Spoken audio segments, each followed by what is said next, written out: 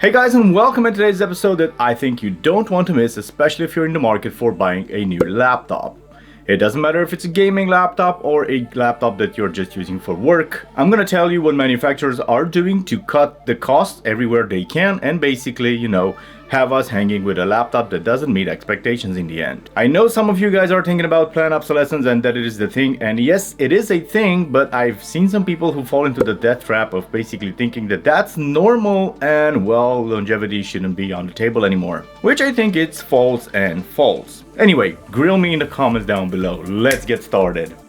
It's the people versus the tech giants. This phone is worth nothing. Top brands side by side. Unfortunately, there was much I could do. Go to the garbage. On the QA front, this has been nothing but a major letdown and a pain in the big tech influencers on YouTube nowadays. They are getting the material directly from the brand and they are specifically told what they can say about it, and they're also being paid on top of it. So can you expect somebody that's being paid to do a review to say the negatives about that specific product? I don't think so. Laptops today are getting more expensive, but somehow they're also getting worse. If you ever bought a laptop and felt like it didn't last as long as your old one, or that something just felt cheap about it, well then definitely I don't think you are alone. Manufacturers have been cutting corners in ways that most consumers don't even realize. And yes, today I'm gonna go over and expose exactly how and what they are doing about this. When it comes to those two brands, busted laptops, our analysis says Canadians have experienced more breakdowns with HP over the last 5 years. They won't come on camera. They disagree with our findings. They point to their own research, which suggests some of their newest laptops have the lowest failure rates. Now, before I dive in, I do want to make something very clear. Not every laptop is built in this way. There are still some models out there with good build quality, proper cooling, and upgradable components. You can still find laptops with upgradable, let's say, SSD and RAM, but it's definitely getting harder.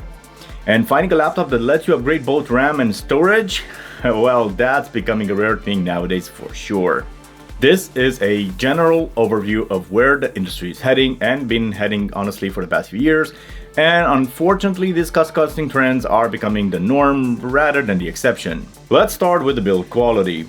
A lot of laptops used to be built with aluminum or magnesium alloys, even in mid-range models. Now, however, of course, we're seeing more and more plastic being used, even in so-called premium designs. They could say that this is doing Mother Nature a solid, but I don't really think that this has anything to do with us being eco-friendly. This is definitely having its set of drawbacks because, well, for instance, hinges are getting thinner, flimsier, and more likely to break after a year or two of normal use. Some laptops even have fake ventilation grills that don't actually do anything but make you think that the cooling is better than, well, it really is, because they're not doing much. And speaking of cooling, this is one of the biggest areas where manufacturers are quietly saving money. A lot of the modern gaming laptops are shipping with fewer heat pipes or smaller heat sinks than their old counterpart, let's say. They're using lower quality thermal paste, which of course means higher temperatures and, well, more thermal throttling. The fans are often weaker too, so you either get an overheating laptop or one that maybe just sounds like a jet engine just to stay functional. Now, there's the keyboard and the trackpad issue. A lot of these manufacturers are also cutting costs by using cheaper membrane keyboards that feel mushy and wear out faster. Trackpads are getting bigger, but not always better. Some feel wobbly, having consistent clicks, or use just lower quality glass or plastic that makes them feel, well, imprecise. Another area where they cheap out? Yes, the all-important screen. This is an area where the manufacturers love to use deceptive marketing.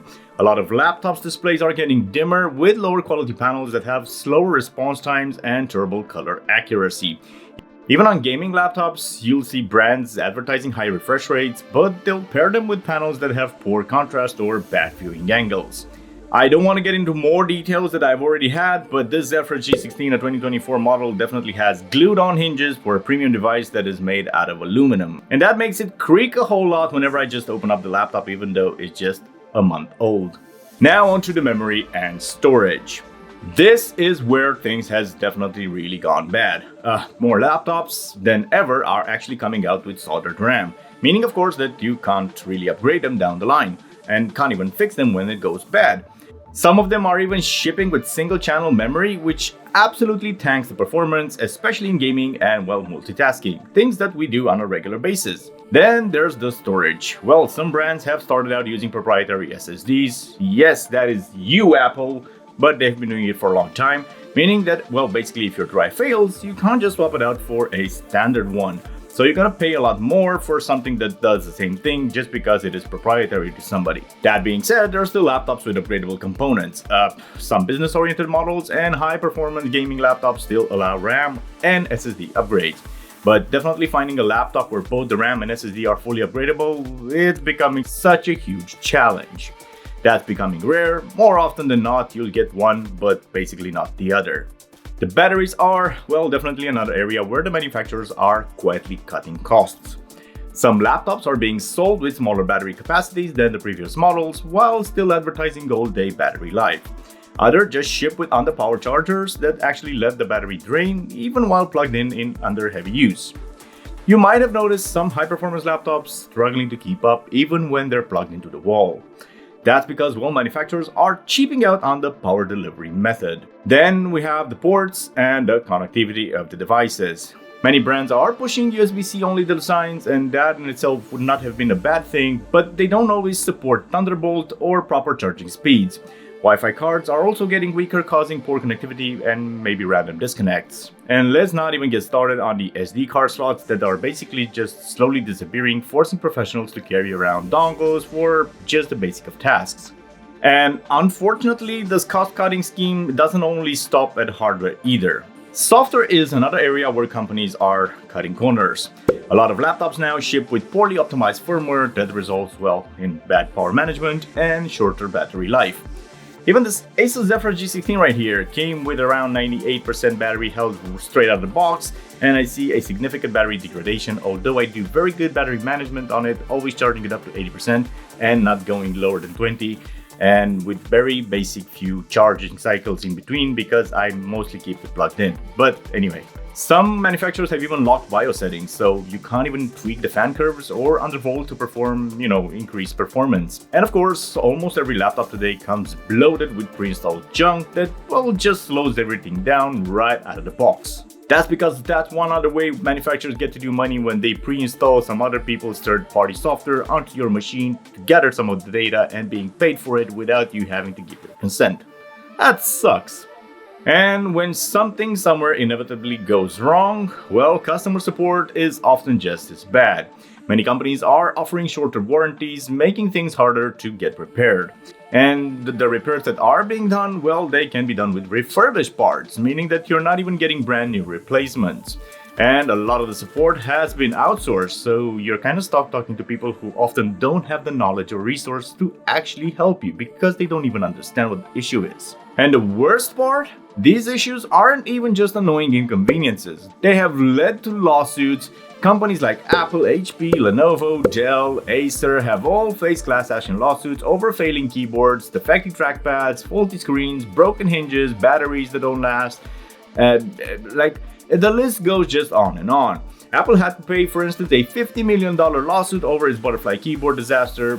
HP was sued over defective trackpads in its own gaming laptops. All of these manufacturers basically have encountered lawsuit at one point or another, even ASUS here, even though I'm not mentioning it by name right now. If you go on Google, you can definitely find a lawsuit for each of the manufacturer for a specific problem. But I think that the smart money basically allows this to happen because I think it's all calculated. They're probably paying less in lawsuits than they're making from just skimming off the top of the quality. The fact is that, well, if so many cases exist, then this proves that there aren't isolated incidents. They're patterns of behavior across the entire industry. Anyway, so why is this happening? Well, simple. And that all comes down to profit. Companies are increasing prices while cutting costs behind the scenes because most customers don't notice these things right away, or even if they do, they don't really act on it. By the time a hinge breaks, a battery dies too soon, or the laptop starts overheating, the warranty probably is already expired. And that's exactly how manufacturers want it. They basically designed these products from the base up just to have them die at the last possible minute so that you're not covered and you'll basically have to buy, well, a new one. Some people don't call this planned obsolescence and they call this reality and something that should be normal, but I don't know, my money disagrees and I disagree. Just tell me what you think. Do you think this is okay, or do you want something that will last you for a long time and basically have you rocking your money into other directions? But anyway, maybe that's just me. But here's the good news. Now that you know what to look for, well, you can make a better choice. If you're in the market for a laptop, just look at detailed review that tests things like the cooling, the keyboard quality, and the upgradability. Avoid models with soldered RAM if you can, or proprietary storage whenever possible. And don't fall for the marketing hype, because more often than not, what you really are paying for isn't quality, it is just a brand. Anyway, that's my idea, so just do your due diligence and go through each review process for every of the laptops that you have in mind, and by the end of the day have a clear picture of what you're jumping into. I would be very interested to see if you have noticed this cost-cutting measures in laptops that you've owned, and if so, let me know in the comments down below. And if you found this video helpful, don't forget to like and subscribe, because the more people know about these shady practices, the harder it becomes for manufacturers to get away with them and just steal our money.